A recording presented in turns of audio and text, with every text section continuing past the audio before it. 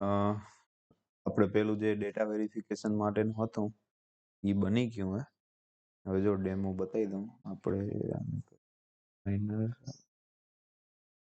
Minimise હવે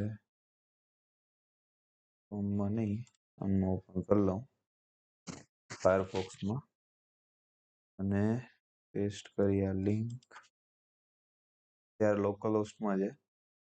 હવે અહીંયાથી અપલોડ ફાઇલ એમાં બ્રાઉઝ કરીને જે CSV ફાઇલ હે થોડું એક એક્ઝામ્પલ બતાવી દઉં કે એ ટાઈપમાં એનું સ્ટ્રક્ચર રાખવાનું હોય. Open with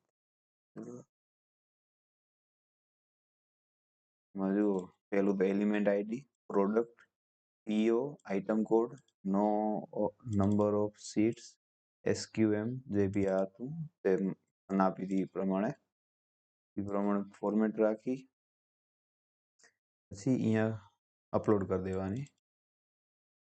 upload file upload and data store successfully. Already અમે ઘણીવાર અપલોડ કરેલી છે પણ મલ્ટિપલ ટાઈમ કરશું તો બી પેલું નહીં થાય પ્રોબ્લેમ. હવે અહીંયા આપણે મેન્યુઅલ એન્ટ્રી એટલે ખાલી જોવું હોય કે આ એલિમેન્ટ આઈડી અંદર કઈ કઈ વસ્તુ છે તો એ જોવાશે. આપણે આ એલિમેન્ટ આઈડી નાખી અને સબમિટ કરી તો એની અંદર પ્રોડક્ટનું આ બધું આવી જશે કે કેટલી કેટલી વસ્તુ હોય શું હોય. ને અહીંયા સ્કેન QR માં જશું અને અહીંયા સ્કેન એન્ડ સોરી પેલું પરમિશન આપવી પડશે. તો હેલો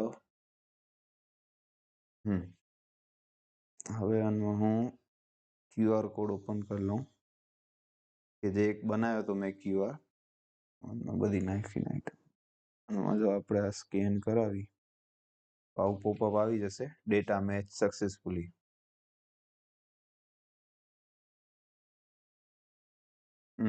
અને એક આ બીજો QR કોડ ખાલી સેમ્પલ માટે. આમાં જે લાસ્ટની જે છે કેજી અને નેટ કેજી એ ખાલી રોંગ નાખ્યું એટલે જોઈ કે હું બતાવ્યો મિસમેચ માટેનો કોડ. ડેટા મિસમેચ આમાં આવી જશે. નેટ વેટ 355 અને ગ્રોસ વેટ આટલું હોય. તો આ રીતનું અત્યારે સિમ્પલ. હવે આની અંદર જે બી એની ફાઇલ આવેલી મતલબ આ રીતે હે. મેં આખું SKAPS સ્કેન એ કરીને ફોલ્ડર હે. એની અંદર આમાં સ્કેનની અંદર આ મેન ફાઇલો આયરી, જ્યાં ફ્રન્ટ એન્ડની ફાઇલ આયરી બધી ને વેરિફિકેશનનું આયરો. એટલે આ ફાઇલ ને આખું કમ્પ્લીટ હે. હવે આમાં ફ્રન્ટ એન્ડની અંદર જઈને આ જે શું કે SRCમાં જઈને આમાંથી આપણે જે આનો UI ને ચેન્જ કરવું હોય તો એ થઈ જાય.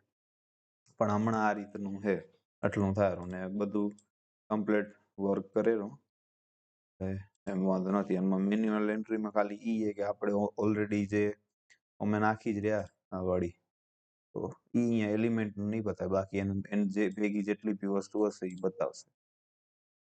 ને પછી બસ તો આ એક હતો પ્રોજેક્ટ, થઈ ગયો કમ્પ્લીટ.